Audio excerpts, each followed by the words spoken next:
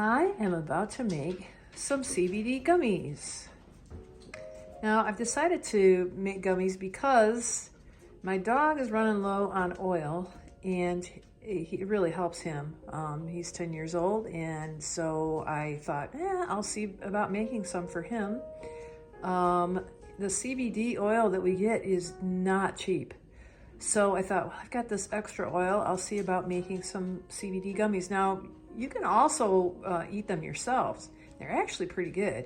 The problem is I really don't know how much CBD is in them. So he's going to be my guinea pig. When we run out of the other stuff, I'll just kind of keep giving him. I think I need to give him 2, but we'll see.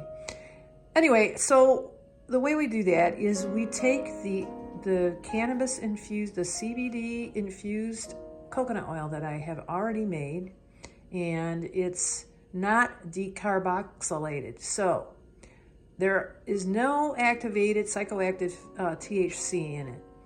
So it won't, and I've had some of it, and it did not affect me one bit. So I'm going to make 2 different batches.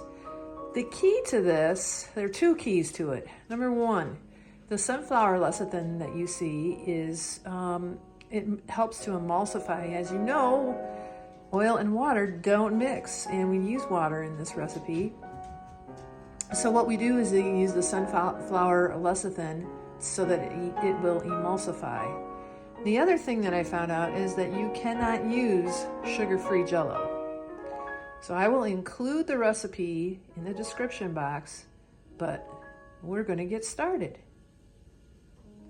I am ready to dump in the sunflower lecithin into the water and oil mixture, and then I'm going to take a whisk and just keep whisking it up, and you'll see how it changes color as it starts emulsifying. It'll get hotter and hotter. I've got it on a double boiler. We don't want it to boil because we don't want it to decarboxylate or activate any THC, which there shouldn't be any because this is all made from leaves.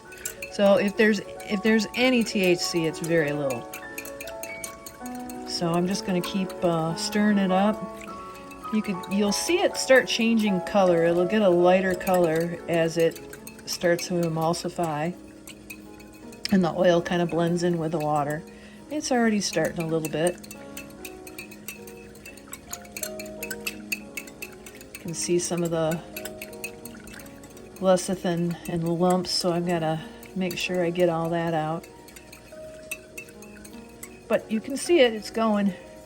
And it'll turn kind of all the same color as it's completely emulsified and mixed together.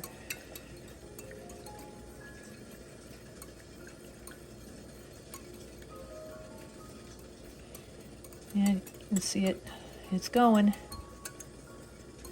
It's working.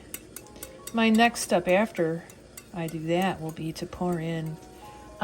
What I've done is I've got the black cherry and the unflavored gelatin. I've kind of mixed it all together so that it's easier to put in and just slowly pour in. But now you can see how light it is. It's getting there. I think I'm about ready to pour in the cherry mix, but I won't be able to do that and continue to mix it and pour it in slowly while holding the camera. So you'll see the next step, which is just to keep stirring for 15 minutes until everything is blended in really well. I have set the timer for 15 minutes, and I'll just continue to stir it like this for the entire 15 minutes.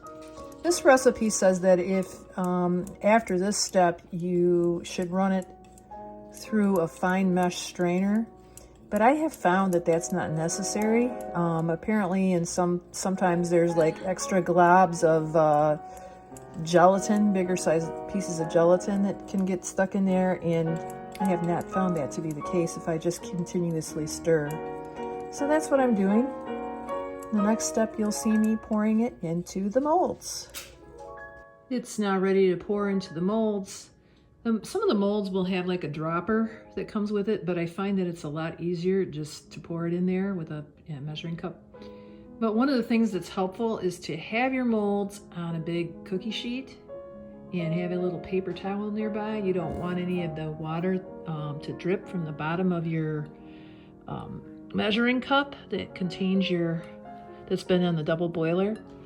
And so the next thing I'm going to do is I'm going to pour, and every once in a while I might have to use a whisk to stir it up, but I'm not going to be able to pour and hold the camera. So I will see you next when all of the little spots in the mold are filled up. All of the little slots are filled on the molds, and my next step is to put it in the freezer, which this time of the year in Michigan, it's the picnic table outside. Here we are.